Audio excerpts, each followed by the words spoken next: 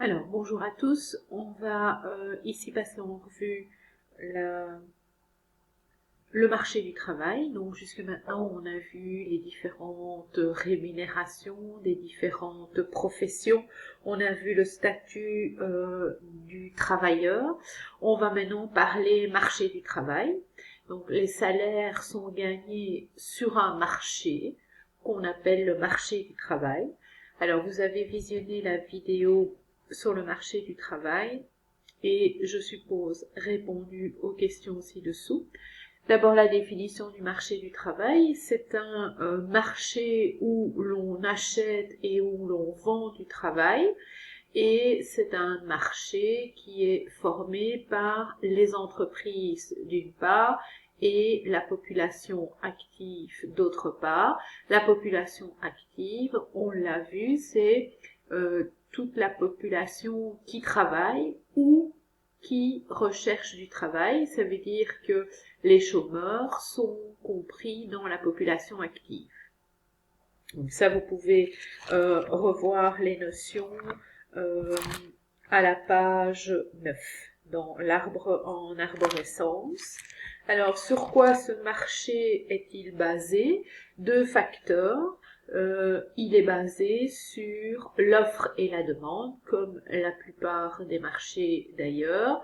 L'offre et la demande, c'est ce qui va donc régler le marché du travail et fixer le prix du salaire. L'offre, c'est les travailleurs, et la demande, c'est les entreprises. Donc, les entreprises demandent aux travailleurs de venir travailler et les travailleurs offrent leur travail aux entreprises qui en demandent. Alors, ça se fixe comment le salaire sur le marché? Selon le principe de l'offre et de la demande. Donc, selon la quantité de travail donc qui est offert par les travailleurs et la quantité qui est demandée par les entreprises. Alors, en tant que travailleur, plus le salaire va être élevé, réaction rationnelle, plus on aura envie de travailler. Par contre, en tant qu'entreprise, plus le salaire est élevé, moins elle pourra engager de travailleurs, d'accord, puisqu'il y a des contraintes économiques. Alors, on vous demande de représenter ces propos sur le graphique ci-dessous. On a donc en ordonnée le salaire et en abscisse la quantité de travail. Alors, on va avoir une courbe d'offres ici et qui est donc croissante et une courbe de demande qui est décroissante. À l'intersection, d'accord, à l'intersection de l'offre et de la demande, vous allez avoir ce qu'on appelle le salaire d'équilibre. On a bien la courbe d'offre qui croît puisque plus le salaire ici va augmenter, d'accord, donc plus le salaire va augmenter, plus la quantité de travail va être importante. Les travailleurs, plus le salaire est élevé, plus il y en a qui seront d'accord d'aller travailler. Par contre, pour les entreprises, donc pour la courbe de la demande, plus le salaire va être élevé, moins on aura de quantité de travail proposée. Et à l'intersection de l'offre et de la demande, quand on trouve l'équilibre sur le marché, on va avoir donc le salaire d'équilibre.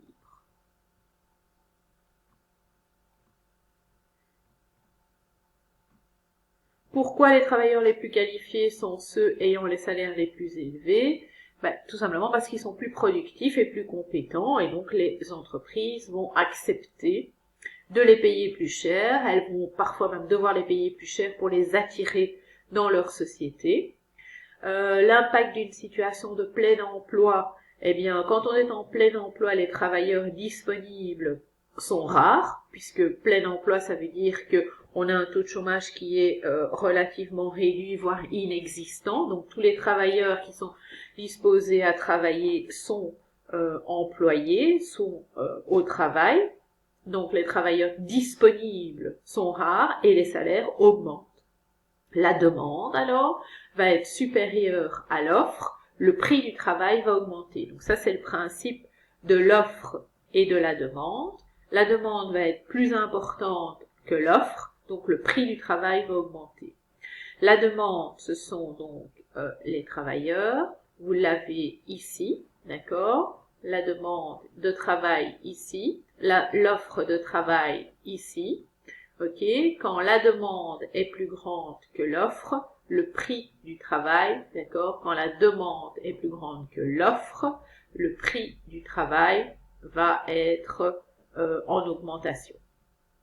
Par contre, quel est l'impact d'une situation de fort chômage?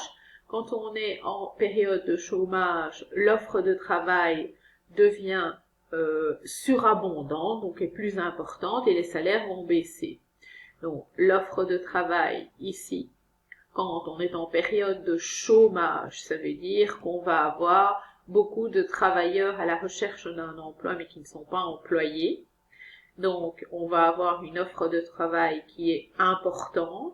On va avoir des salaires qui vont diminuer. Quand l'offre est supérieure à la demande, le prix du travail diminue. Donc, en période de chômage, l'offre de travail devient surabondante, les salaires vont baisser, vont diminuer. Quand l'offre est supérieure à la demande, on a le prix du travail qui diminue. Attention, donc j'ai corrigé. Comment définit-on un travailleur pauvre? Alors un travailleur pauvre, c'est une personne qui a un emploi mais qui n'arrive pas à finir le mois. Accepter un travail avec un salaire bas, c'est devenir un travailleur pauvre. L'imposition d'un salaire minimum est-il la situation idéale sur le marché du travail? Alors, ça c'est plutôt une thématique débat. Quels sont les avantages et les inconvénients d'imposer donc un salaire minimum? L'avantage, c'est que les salaires les plus bas vont augmenter et donc que les pauvres vont sortir de la pauvreté, de la misère. Ça, c'est évidemment un avantage important au niveau social. L'inconvénient, c'est que les coûts salariaux vont augmenter et si le salaire minimum est fixé, on aura moins de salaires bas et donc les coûts salariaux vont d'office augmenter. Les entreprises voudront faire des économies et elles risquent de mettre certains travailleurs au chômage ou de délocaliser certaines activités dans des pays où les coûts de salaire sont moins importants. Donc ça, c'est évidemment un inconvénient plutôt de type économique, mais qui peut avoir aussi des répercussions sociales, notamment en mettant un certain nombre de travailleurs au chômage, parce que le coût du travail supporté par les entreprises va être beaucoup plus important.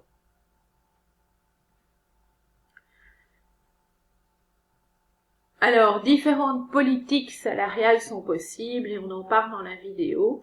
Je vous fais le résumé ici. À travers la vidéo, on parcourt donc les politiques salariales qui sont en vigueur aux États-Unis, celles qui sont chez nous ou en France, c'est à peu près le même genre de politique salariale, et celles qui sont donc au Danemark. Alors, aux États-Unis,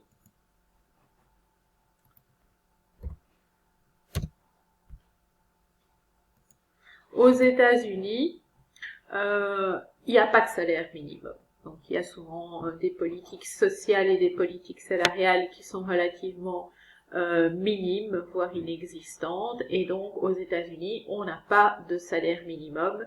Le marché du travail va fixer seul les salaires. Donc ça fonctionne selon l'offre et la demande et l'État n'intervient pas pour fixer un minimum salarial. Alors les avantages, c'est qu'évidemment c'est peu coûteux pour la collectivité, donc pour l'État. L'État n'intervient pas, donc il n'y a pas de coût qui est supporté par lui, il n'a aucune intervention dans la fixation du salaire. Et par contre, l'inconvénient majeur, c'est au niveau social, c'est qu'il y a de grandes inégalités salariales, et donc il y a des gens qui sont très très pauvres, et qui arrivent difficilement à sortir de la pauvreté. Donc ça, c'est le système qu'on a aux États-Unis. Chez nous, le gouvernement conserve le salaire minimum. Donc, on a un salaire minimum. C'était ici 1593,80 brut par mois en décembre 2020.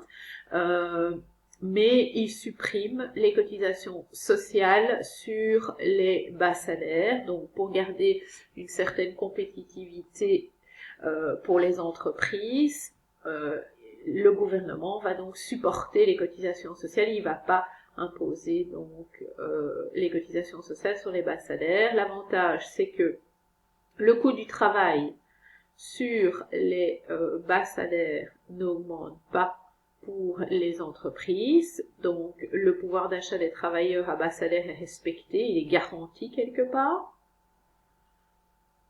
Ça, c'est l'avantage. L'inconvénient, c'est que c'est l'État qui va compenser et qui doit donc financer les cotisations sociales non versées par les entreprises. Alors on verra juste après comment ça fonctionne et qu'est-ce que c'est exactement les cotisations sociales, mais ce sont des taxes qu'il faut payer à l'État pour financer l'ONSS, donc financer notre sécurité sociale, donc ça on va le voir après. Et donc dans les pays comme chez nous, comme en France, il y a un minimum salarial qui est imposé, mais en contrepartie, l'État va supporter les cotisations sociales des bas salaires. Donc ceux qui reçoivent des bas salaires n'auront pas de cotisations ou très peu de cotisations à verser, c'est l'État qui va le faire à leur place. Et c'est pour ça que, évidemment, c'est un coût fort important pour l'État. Ce qui n'était pas le cas donc ici aux États-Unis, c'est pour ça qu'on dit que l'avantage aux États-Unis, c'est peu coûteux pour la collectivité, pour l'État, puisqu'il n'intervient pas ni dans les cotisations, ni dans les fixations de salaire, ni nulle part. Et au Danemark, augmenter la productivité des travailleurs les moins qualifiés en finançant des programmes de formation. Donc là, c'est encore un système différent. Le Danemark va donc financer des programmes de formation pour ceux qui sont les moins qualifiés, pour qu'ils deviennent plus qualifiés et pour qu'ils puissent accéder donc à des emplois mieux rémunérés. Alors l'avantage, c'est que les travailleurs et les entreprises vont alors s'adapter aux évolutions du marché du travail et aux nouvelles techniques des métiers. Par contre, l'inconvénient, là aussi, c'est qu'il y a un coût. Mais le coût est supporté d'une part par les salariés, d'autre part par les entreprises et aussi pour l'État. Donc, ils sont dans ce système-là, ils se partagent en fait la répartition des coûts liés à cette formation. Chacun va prendre donc une partie des coûts de la formation à sa charge. Et ça va profiter aux travailleurs, aux entreprises, au marché du travail en général. Voilà, donc là on a fait le tour du marché du travail, c'est une introduction au marché du travail. On verra alors en présentiel en classe comment ça se passe pour le salaire. Si vous avez des questions sur cette partie-ci, vous les notez et on en reparle quand on se voit en classe. Voilà, bonne journée, à bientôt, au revoir.